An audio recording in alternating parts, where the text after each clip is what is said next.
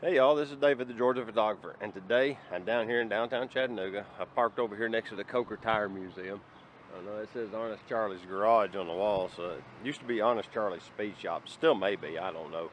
I'm not a big speed guy, but today I'm reviewing the 135mm f2.8 Leica R mount lens.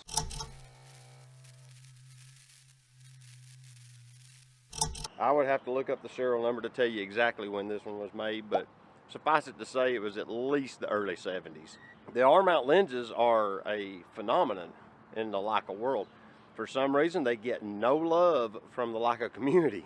What's amazing about them is they're wonderful lenses. So you can get them, they're a little more expensive usually than like Pentax glass or whatever, but you can get them for a fraction of what like M mount lenses cost. The R's are amazingly affordable if you like manual lenses.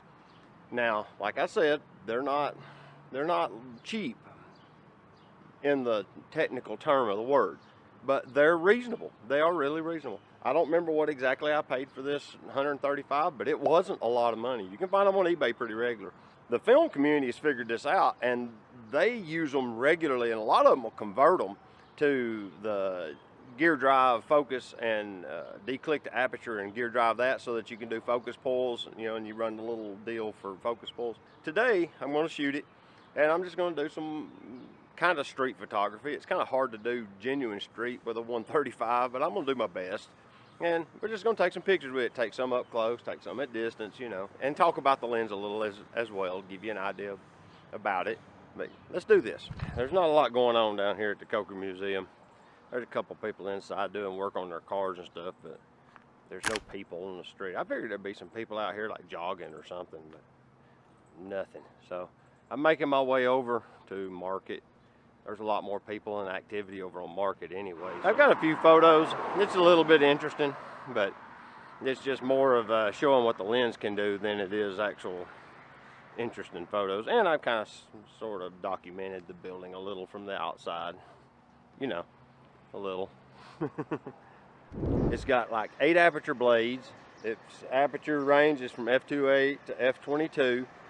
Typically, I've noticed the f2s only go to f16 in Leica, and the f2.8s go to f22. So they shift them one whole stop. That's the way it is. The focus ring is nice and smooth and damp. It's a little narrow for a lens of this size. I would expect it to honestly be a little wider. You have to shoot with it some to kind of learn where the focus ring is. It's kind of odd to me, but it's got good knurling. This is an all metal lens with glass elements, so it's heavy. It is about, lens hood compressed, about 4 inches long, 2 inches diameter-ish. It's got a built-in lens hood, which is a really good idea. And that's pretty much it. It's Route simple. 16, North Gate. Welcome aboard, Carta. And I'm missing all of my photo opportunities right now talking to the camera. One other thing I forgot to mention is the focus throw. Minimum focus distance is about 5 feet, so you can't really get close with this lens. But it has a super long focus throw to compensate for that so that you can get precise focus. And it's kind of a bonus, but like for street, it's not real quick to focus. So if you really want to shoot street with it, you really need to shoot it stop down to about f8. That way you got a little bit of depth of field to work with, and you only need to move it about 1/4 of a turn for most applications. If you want to shoot it wide open at f2.8, it's got a pretty shallow depth of field, so you got to have a little time to focus.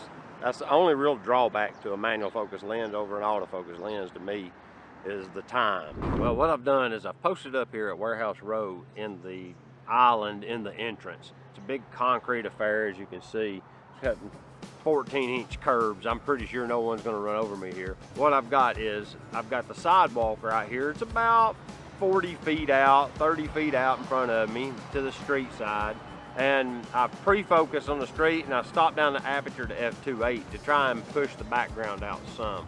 And across the street, there's a building, and it's starting to fade out. So I've got a few photos of people crossing here, and it's pretty good. It actually, you can see a little motion blur. I stopped down the ISO to ISO 50 to be able to lower my shutter speed some. And I'm down to like 1/640th of a second. That's a normal exposure. So If I want to underexpose, I got to go faster. So then I don't want to overexpose, obviously. But anyway, so that's what I'm doing here. So I'm gonna stay here a few more minutes, see if I can get another person or two walk through the frame, and I'll show you them photos.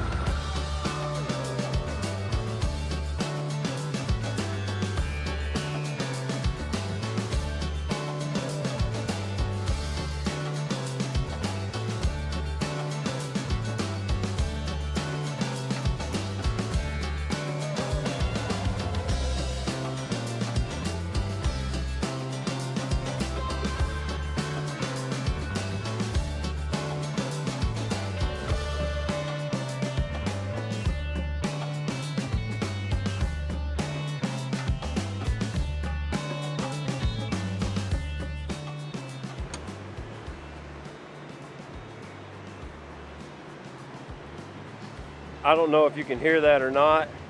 That's a dial tone. This payphone works. I have yet to see one of those in years until this one that still works. Here's something I noticed with this lens. I continuously grab the reference barrel that has the hyperfocal distance markings on it instead of the focus ring because it has knurls on the side of it. And I don't know why you would put them there, but they did. And when you're feeling for the focus ring, you feel for those knurls. But yet they have them on the side of the body where I guess so you can install the lens.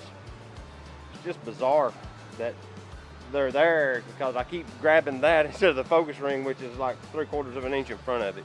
Well, I came all the way down here to Miller Plaza, kind of hoping I'd find some skateboarders on these features. They're not here. They're probably over at the skate park. Figures. But it was all right. I got a Maserati logo, and there's a group across the street. Let me get their photo.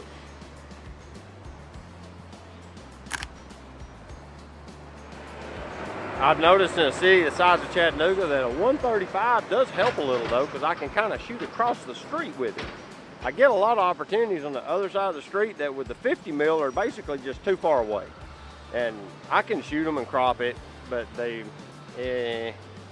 but with the 135, it actually brings them in kind of close to where I can actually just get that extra little reach. And at f8, I get plenty of depth of field, and the focus is pretty sure and fast, so I don't miss too much.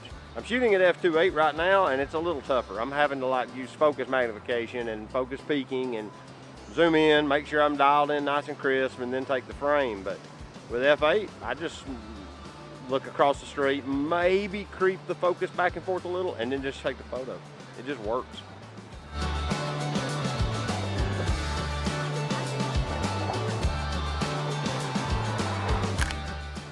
So I shot that sign at f2.8 and almost minimum focus distance. So it kind of gives you an idea of the background blur, you know, the out of focus rendering, however the languages you like to use there. But it gives you a point. I really think that this lens would make a phenomenal portrait lens.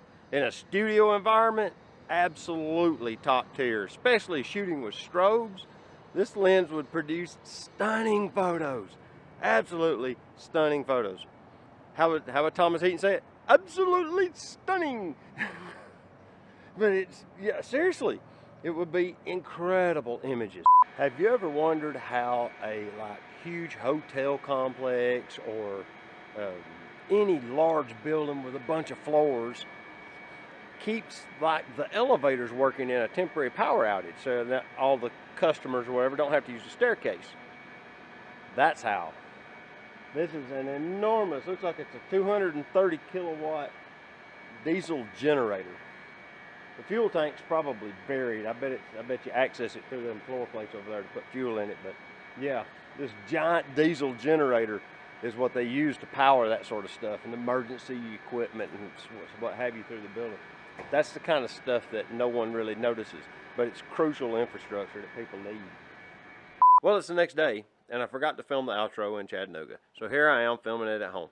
But what I wanted to say was that if you wanted a really nice portrait lens or just a medium telephoto and you don't mind manual controls, this lens is stellar. Like, I was impressed by it. Just make sure you get a copy that doesn't have fungus in it or whatever, because you know they're old. Old lenses have issues like that at times. So until next time, this is David, the Georgia photographer, saying get your camera out and go take a picture with it. All right, we'll see you later. Bye-bye.